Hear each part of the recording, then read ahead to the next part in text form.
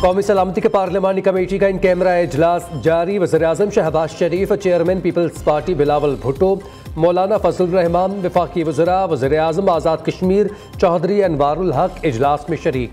Army chief general Syed Asim Munir, DG ISI, DG military operations की भी शिरकत। चारों सूबों के गवर्नर, पुलिस सरबराहान भी मौजूद। आला अस्करी हुकाम की दहशत गर्दी की हालिया लहर में तेज़ी। दहशत गर्द हमलों की तहकीकात में अब तक होने वाली पेशरफ्त से मुताल्लिक सियासी क़यादत को ब्रीफिंग। दहशत गर्दी के खात्मे के लिए कौमी पॉलिसी की तश्कील और नेशनल एक्शन प्लान में इस्लाहात के लिए कलील और तवील मुद्दती हिकमत अमली पर गौर। पार्लियामेंट हाउस के बाहर सिक्योरिटी के सख्त तरीन इंतजामात।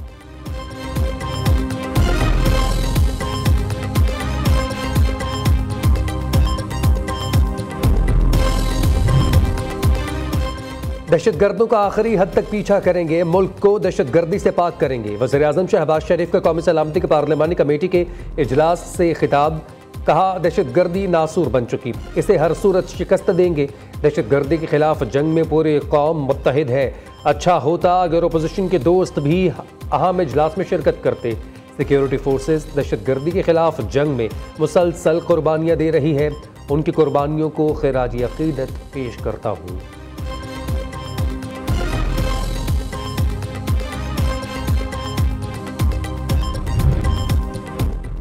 मुल्क को दरपेश हालात इत्तेहाद और हम आहंगी के मुतकाज़ी हैं। अफसोस अपोजिशन ने आज के इजलास में शिरकत नहीं की। हमने अपोजिशन को दावत भी दी थी। अच्छा होता वो भी शरीक होते। हमें मिलकर मुल्क को मसाइल से निकालना है। पार्लिमानी कमेटी इजलास के आगाज़ पर स्पीकर अयाज सादिक के इब्तदाई कलमात। स्पीकर कौमी असम्बली ने सियासी और अस्करी क़यादत का पार्लियामेंट हाउस आमद पर खैर मकदम किया।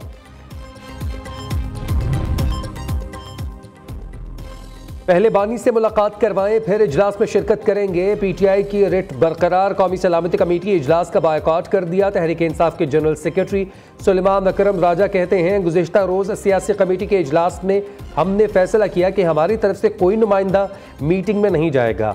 अपोजिशन लीडर उमर अयूब कहते हैं, हम बानी PTI से मुशावरत के बगैर कौमी सलामती का पार्लिमानी इजलास में शिरकत नहीं करेंगे।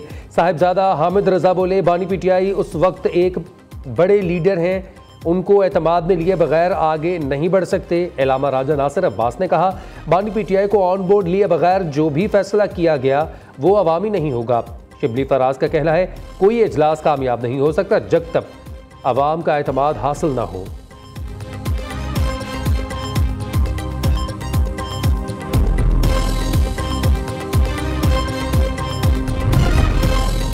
कौमी सलामती से मुताल्लिक़ अहम इजलास में अदम शिरकत पर वज़ीर दिफा की PTI पर कड़ी तनकीद। ख्वाजा आसिफ कहते हैं, पाकिस्तान की सलामती और अमन PTI के लिए अहम नहीं।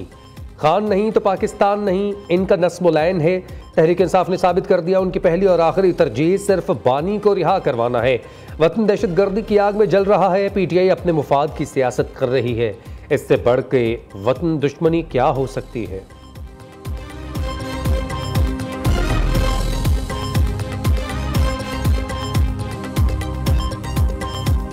निहायती अफसोस की बात है, निहायती शर्म की बात है, एक जमात जो अपने आप को कहती है कि भी हम बहुत बड़ी जमात हैं, उसने आने से मना कर दिया है। पाकिस्तान तहरीक इंसाफ ने मना कर दिया है कि वो इस अहम तरीन और नाजुक तरीन मोड़ में रियासत के साथ, पाकिस्तान के साथ नहीं खड़ा होना चाहते। कौम के अहम तरीन इस मोड़ पे वो कौम के साथ खड़े नहीं हैं। मैं समझता हूँ कि माजी में इस तरह की मिसालें कभी नहीं मिली हैं। PTI का कौमी सलामती कमेटी इजलास का बायकॉट इंतहाई अफसोसनाक है। PTI चाहती ही नहीं मुल्क में अमन हो। सीनियर वजीर सिंध शर्जील मेमन की मीडिया से गुफ्तगू कहते हैं, मुल्क की सलामती के अहम मामले पर PTI कौम के साथ खड़ी नहीं हुई। तहरीक इंसाफ ने नाजुक तरीन मोड़ पर मनफी सियासत शुरू कर दी। कहते हैं, जब तक अडियाला का कैदी इजाज़त नहीं देगा तब तक कौम के साथ खड़े नहीं होंगे। माजी में ऐसी शर्मनाक सियासत की कोई मिसाल नहीं मिलती।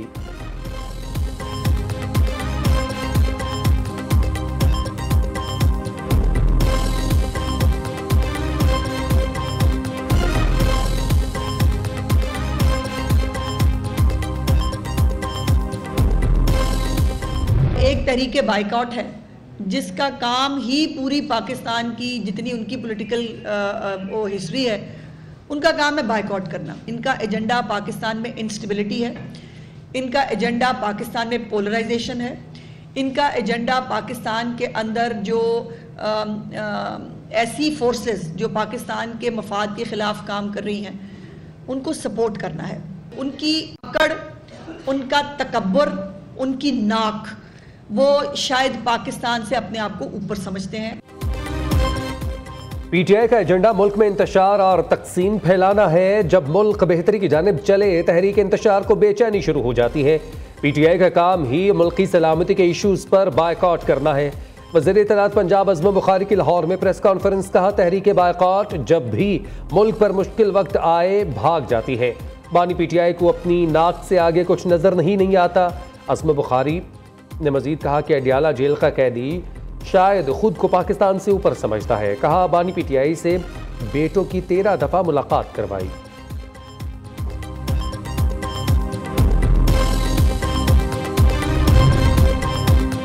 वज़ीर-ए-आज़म शहबाज शरीफ से army chief general Syed Asim Munir की मुलाकात। कौमी सलामती इजलास के एजेंडे से मुतालिक मुशावरत की गई। शहबाज शरीफ और आर्मी चीफ की मुलाकात स्पीकर चैम्बर में हुई। इसराइल की खुली दहशत गर्दी फिर शुरू। एक तरफा जंगबंदी मुआहिदा खत्म कर दिया। इसराइल के गजा पर आधे घंटे में 35 फजाई हमले, शदीद बमबारी से 300 से जायद फलस्तीनी शहीद, दर्जनों जख्मी हो गए। गजा में हर तरफ चीखो पुकार। नेतन्याहू निहत्ते मुसलमानों के खून का प्यासा बन गया। इसराइली वज़ीर-ए-आज़म ने बैक वक्त हमले करने का हुक्म दिया, जिसके बाद पहले से तबाह हाल गजा के बासी बेबसी के आलम में आहो बका करते रहे।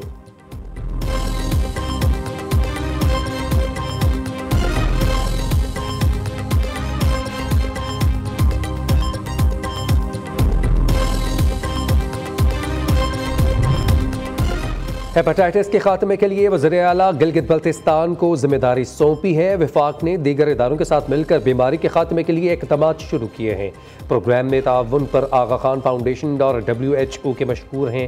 वज़ीर-ए-आज़म शहबाज शरीफ का गिलगित बल्तिस्तान पायलट प्रोजेक्ट बराए कौमी इंसदाद हेपेटाइटिस C प्रोग्राम की तकरीब से खिताब।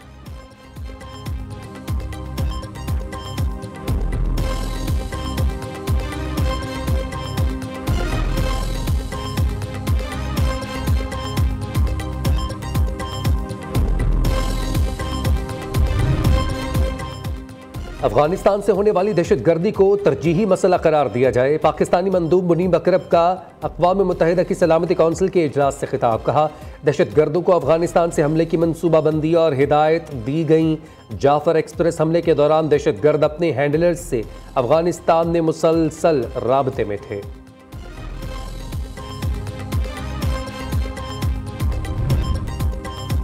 Army chief general Asim Munir से कमांडर बहरीन नेशनल गार्ड की मुलाकात। बाहमी दिलचस्पी के अमूर और खित्ते की सिक्योरिटी सूरत हाल पर तबादला ख्याल।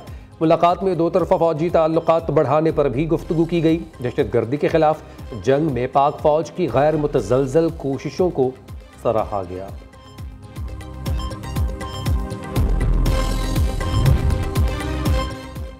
नहरों का मसला सिंध का नहीं पंजाब का भी है। दरियाए सिंध पर 6 नहरें नहीं बनने देंगे। वज़ीर बल्दियात सिंध सईद गनी कहते हैं जब किसी को पता भी नहीं था उस वक्त हमने कैनाल्स पर आवाज़ उठाई। मुखालिफिन कहते हैं पीपल्स पार्टी कैनाल के मामले पर कुछ कर नहीं रही। दुनिया के तवील क़ामत अफराद में शामिल नसीर सोमरो इंतकाल कर गए। नसीर सोमरो का कद 7 फीट 9 इंच था। 55 साला नसीर सोमरो कई माह से फेफड़ों की आर्जा में मुब्तला थे। उनकी नमाज जनाजा आज शिकारपुर में अदा की जाएगी। 1965 के जंग के हीरो MM आलम की आज 12वीं बरसी। MM आलम ने 1 मिनट से भी कम वक्त में 5 भारतीय जंगी तैयारों को मार गिराया। पाकिस्तान के इस बहादुर बेटे को 1965 के जंग में शानदार कारकर्दगी पर 2 बार सितारे जुर्रत से नवाजा गया।